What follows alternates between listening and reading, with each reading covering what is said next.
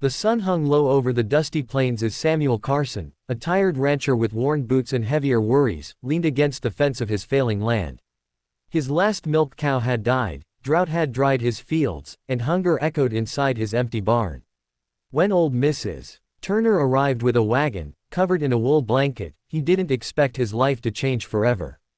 Underneath that blanket sat a girl, large-framed, with soft round cheeks and eyes that flickered with fear. She clutched a bundle to her chest, her breath trembling in the cold evening air. "This is my daughter, Martha," Mrs. Turner said sharply. "She's unwanted. You need a woman to cook, clean, and care for your ranch. I need your only surviving heifer. Let's make an exchange." Samuel stared, stunned. A human life, in trade for a cow. Martha lowered her gaze, shame burning across her face. She wasn't ugly, only different. Her size made her a target for ridicule. Tears glimmered in her eyes, though she tried to hide them. Samuel could have refused, but when she dared to look at him, just once, he saw not desperation, but quiet dignity, as if she had already accepted a life of sorrow. He swallowed hard. "If you agree," he said gently, "I'll marry you today. But not as a trade, as my wife." Martha let out a breath she didn't know she was holding.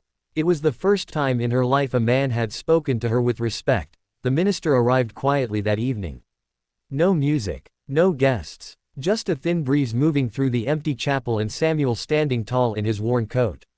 Martha's hands trembled as Samuel gently placed the ring on her finger, his mother's ring, polished with care. No one had ever given her anything precious before. When the vows were spoken, she braced herself for laughter, mockery, something cruel. But Samuel only looked into her eyes and said softly, "You are safe here." They rode back to the ranch in silence. The land stretched out under moonlight, lonely yet peaceful. Inside the small cabin, Samuel lit a lamp and stepped aside. "This is your home now," he said. Martha's eyes filled. She had imagined being thrown into a corner, ordered to work. Instead, Samuel had made up the bed with clean sheets and placed a small flower on the table. When she hesitated at the doorway, unsure how to behave as a wife, Samuel sensed her fear. "You don't owe me anything," he said quietly. "Rest tonight. Tomorrow, we begin again, as partners." For the first time in her life, Martha slept without fear. Morning sunlight filtered through thin curtains as Martha awoke to the smell of coffee. Samuel had already been out tending to the animals. When she stepped outside, clutching a shawl around her shoulders, she expected judgment in his eyes. But he only handed her a cup and pointed to a calf struggling to stand. "She lost her mother," he explained. "She won't survive unless someone feeds her." Martha knelt by the calf, large hands trembling but gentle. The calf suckled from the bottle, its tiny tail flicking with life. Samuel watched quietly. This wasn't a woman of laziness or burden. She had a mother's heart. Throughout the day, Martha cooked, cleaned, and even laughed once when a chicken chased Samuel across the yard. Each small moment cracked her walls of insecurity. Still, whispers of doubt haunted her. Will he ever truly want me? That evening, after supper, Samuel sat across from her. "You fixed that old stove," he said. "Haven't seen it work in years." She blushed. "I just tightened the hinge." "You fixed more than that," he said, eyes lingering. "You brought life back to this place." Martha looked away, but her heart stirred. 3 days later, a storm rolled over the plains. Wind howled, rain poured, and the herd panicked. Samuel rushed into the night. Without hesitation, Martha followed, her dress soaked in seconds. Lightning cracked across the sky as they struggled to guide the cattle to shelter. Suddenly, Samuel slipped on the muddy ground and fell hard, his leg twisting beneath him. Pain shot through his body. The cattle stampeded dangerously close. Without a second thought, Martha stood before the herd, arms wide, voice steady as she sang a deep, resonant melody that rose over the storm.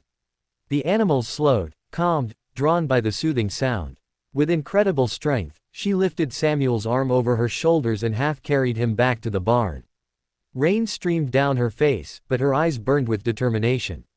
Inside, as the doors slammed shut behind them, Samuel looked up at her in disbelief. "You saved me," he said, voice rough with emotion. She shook her head, hair clinging to her cheeks. "You saved me first, when you said I was your wife." In that moment, Samuel saw her not as a burden or bargain, but as the greatest blessing he'd ever been granted. That night, thunder still echoed in the distance as Martha helped Samuel into bed. She brought him warm tea and wrapped his injured leg. Her hands were tender, firm, but when Samuel reached for her wrist, she froze.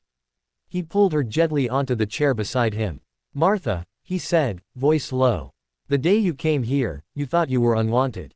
But you saved my ranch. You saved me. And more than that, you healed something inside me I didn't know was broken." Tears brimmed in her eyes. "But I am not beautiful." Samuel leaned forward, eyes full of unwavering certainty.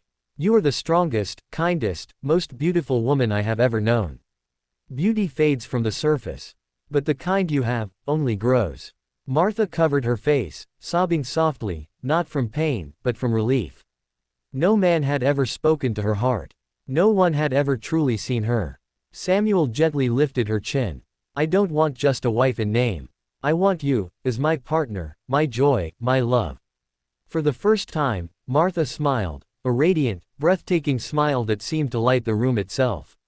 And under the soft glow of the lamp, they began their life not as two lonely souls bound by circumstance, but as two hearts finally home.